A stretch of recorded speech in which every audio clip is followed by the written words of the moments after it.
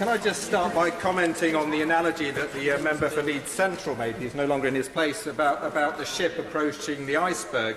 He seemed to suggest there are only two options. Jumping off the side into the freezing cold water or taking to the life raft. There is indeed a third option, and that is consulting the passengers about whether they'd like to change the direction of the ship and avoid the iceberg in the first place. And I hope that eventually that is what we will do as a country. Now, I'd like to start with where the opposition spokesman started, and that is he criticised the government for adopting the ERG-inspired red lines. And we've heard from the Minister that, for instance, the EEA doesn't pass our tests. Well, that is the government's test. I can't remember that being a test on the 23rd of June 2016. And those red lines have led them into huge difficulties with the customs partnership. Max Fax cost business £20 billion. The customs arrangements, their current proposal, which has on it the member for North East Somerset and indeed the member for Wimbledon. Now, clearly that is a fudge. By definition, I think as the Honourable Member for Rushcliffe said, those two members never agree on anything. The fact they have their name down on an amendment suggests that that amendment is not going to withstand the heat of the kitchen.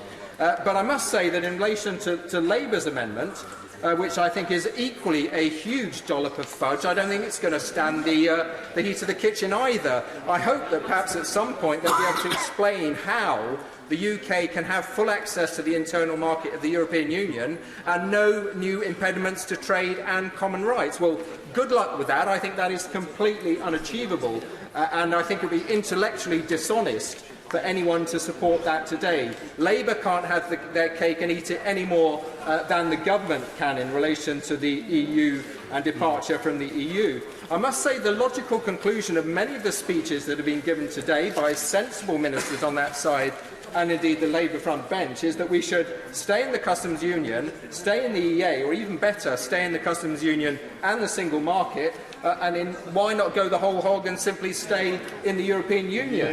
Instead, we have this bizarre state where, when I asked the Prime Minister earlier today in Prime Minister's questions whether there was any damage Brexit could inflict to us that would cause her to change direction, she wasn't able to say no, that there isn't, that she is committed to doing this, even though she, who is a Remainer, and indeed many of the people opposite, who are also Remainers, know that this is going to cause us huge damage, yet they are continuing to pursue it. That is something that they will be held to account for in the future, as will be the Labour front bench, who are equally, in many respects, as complicit in delivering Brexit as the government benches are as well. Unfortunately, I don't have time to go into any depth in relation to the other amendments that we have to hear in front of us.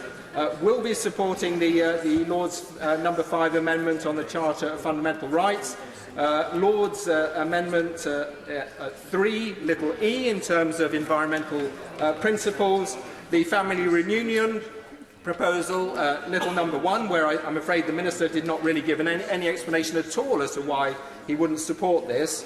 I must conclude by saying that I think the whole scrutiny process of these amendments brings shame on this House, and I hope that the much maligned House of Lords will be able to do a much better job and will have much more time to scrutinise this than we have been allowed in this chamber.